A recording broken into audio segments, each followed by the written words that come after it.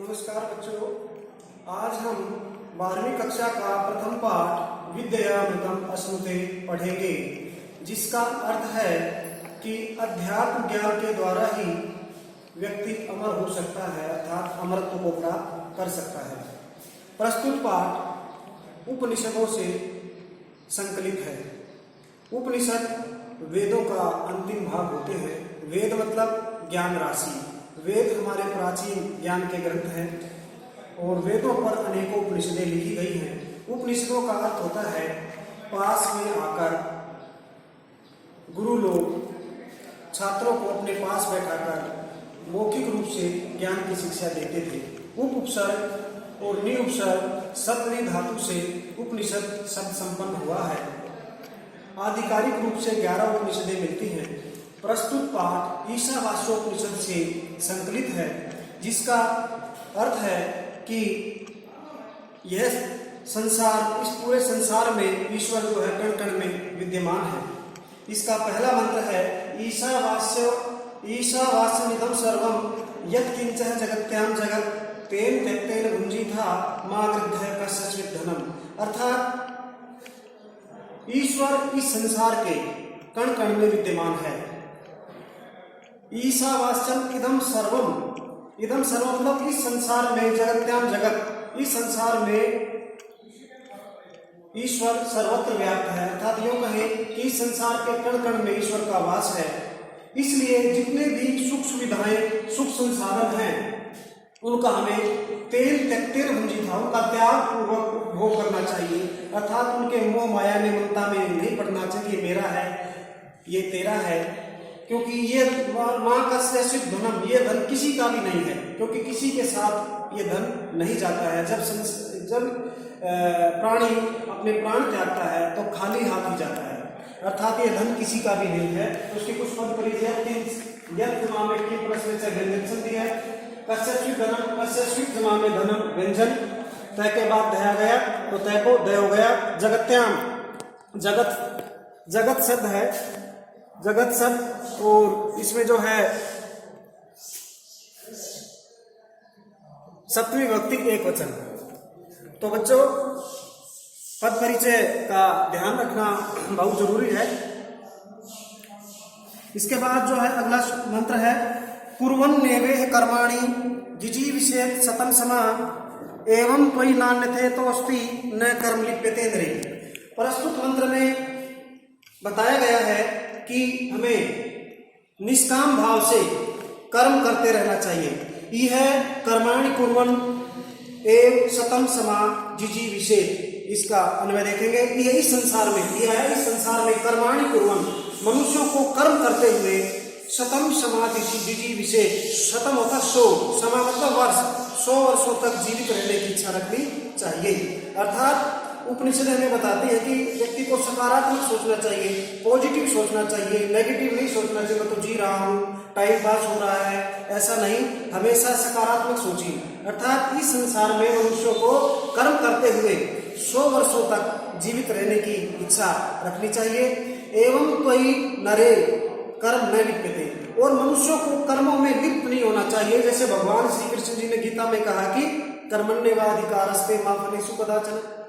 अर्थात हे अर्जुन, आपका कर्म करने में अधिकार है, फल की चिंता मत करो। अगर हम कर्म करेंगे तो भगवान हमें फल अवश्य देंगे, तो फल के हमें फल मिलेगा तभी हम कर्म करेंगे। ऐसा जो है न सोच करके निष्काम भाव से हमें कर्म करना चाहिए। भगवान किसी का रखते नहीं है। और इतर अन्यथा मार्ग नास्ति, अगर हम कर्म नहीं करेंगे, परिश्रम नहीं करेंगे, तो इसके अलावा हमारे पास कोई दूसरा उपाय भी नहीं है। भगवान श्री कृष्ण ने, वासुदेव ने स्वयं धरती पर जन्म लेकर के कर्म का संदेश दिया है। उन्होंने भी कितने कष्टों को सहा और स्वयं अर्जुन का रथ हाँका, ये उन्होंने कर्म का ही संदेश दिया था। वो चाहते तो सारे युद्ध को अकेला ही समाप्त कर सकते थे, लेकिन नहीं, उन्होंने पूरी सृष्टि को, पूरे संसार को ये बताया कि कर्मों से व्यक्ति महान होता, अपने भाग्य को भी बदल सकता है। तो बच्चों, ये तो दूसरे मंत्र का भाव था। तो तीसरा मंत्र देखिए, असुर्या नाम ते लोका अंधेन तमसावृता तास्ते प्रेत्या विगच्छन्ति ये के च आतम हनुजना। इस मंत्र में यह बताया गया कि असूर्या नाम ते लोका, ये अंधेन तमसावृता ये के च आत्महने जना भवंती ते प्रेत्यता विगच्छन्ति। इस मंत्र में बहुत गहरी बात कही है कि जो लोग सुसाइड कर लेते हैं, आत्महत्या कर लेते हैं, सोचते हैं कि मैं संसार के मोह माया से, ममता से, मुसीबतों से छुटकारा पा लूंगा, ऐसा नहीं है। वो फिर से उन्हीं लोगों में वापस आ करके पुनः पुनः जन्म लेते हैं, क्योंकि उनकी आत्मा भी भटकती रहती है।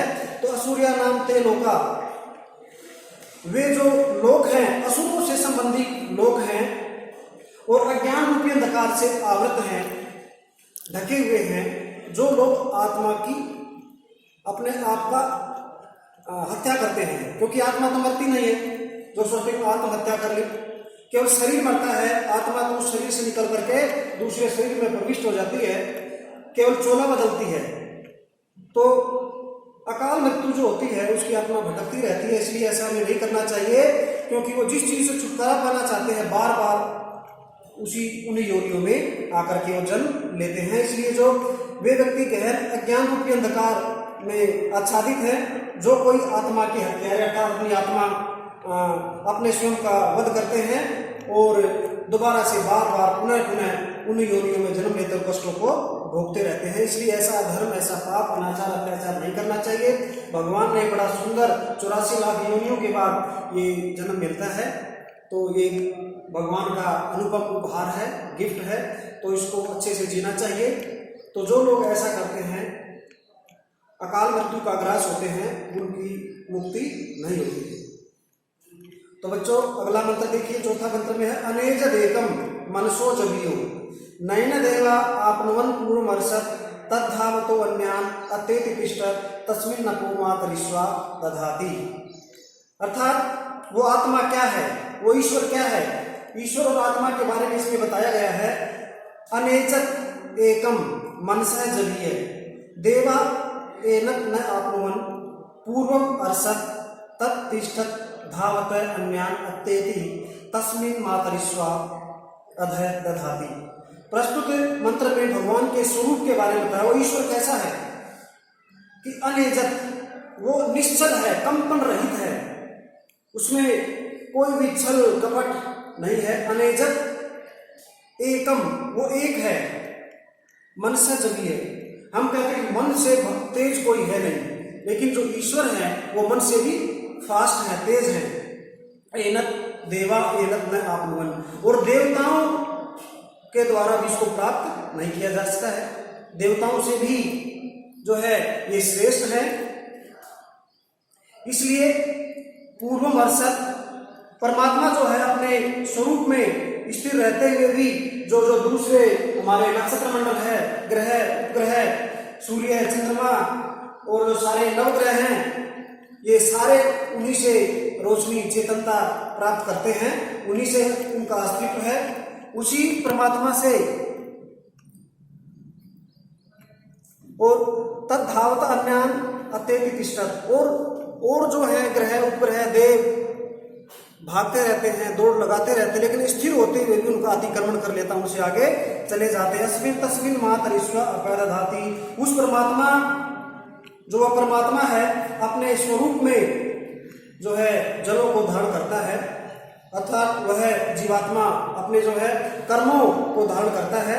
इसलिए सूक्ष्म रूप से मैं ये कहूँ, जो सारी सृष्टि है, जो चराचर जो जगत है, ईश्वर से ही चलायमान है।